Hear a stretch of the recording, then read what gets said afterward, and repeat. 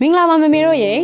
ကိုယ့်ရဲ့တသားမီမီလေးတွေကိုပညာရေးမှာထူးချွန်ရုံနေမကပဲဘယ်နေရာတော့လူရှစ်လူခင်များတဲ့လူရင်မွန်လေးတွေဖြစ်စေချင်တယ်မလားတကယ်တော့ယဉ်ကျေးလိမ်မာရဲဆိုတာဘာသာတရားတသက်တွေမဟုတ်ပါဘူးကလေးတယောက်ရဲ့စိတ်ပိုင်းဆိုင်ရာဖွံ့ဖြိုးဖို့နဲ့တခြားသူတွေနဲ့အဆင်ပြေပြေပေါင်းသင်းနိုင်မှုအတွက်အခြေခံအကြအဆုံးလိုအပ်ချက်တစ်ခုပဲဖြစ်ပါတယ်နော်ခက်တွေဘလောက်ပဲပြောင်းပြောင်းယဉ်ကျေးပြူငါမှုရှိရဲဆိုတာနေရာတိုင်းမှာအဆင်ပြေပြီးတသားမိမိတို့အတွက်ကိုယ်ပိုင်ပုံရိပ်ကောင်းလေးတွေကိုတိဆောက်ပြီးသားလည်းဖြစ်စေပါတယ်အလိမ္မာရဲ့ယဉ်ကျေးလိမ္မာတင်တန်းမှာကလေးတွေကိုပြင်းစရာကောင်းအောင်စာရီကြီးတင်တာမဟုတ်ပဲ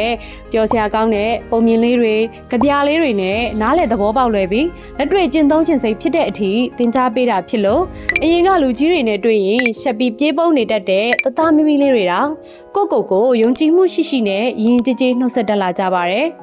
ဒါကြောင့်ကိုယ့်ရဲ့တသားမိမိကိုလည်းဘာသာတရားကိုင်းဆိုင်ပြီးထူးရှင်လိမ္မာယုံမကပဲကိုယုံကြည်မှုရှိပြီးနေရာတိုင်းမှာအစဉ်ပြေချောမွေ့အောင်နေထိုင်တတ်ဖို့အတွက်အလိမ္မာရဲ့ယဉ်ကျေးလိမ္မာတန်းခွက်တစ်ကိုအမိလေးစီးရင်ပေးသွင်းလိုက်ပါနော်အလိမ္မာ training center ရဲ့ဖုန်းနံပါတ်ကတော့3992516331ခုဖြစ်ပါတယ်ရှင်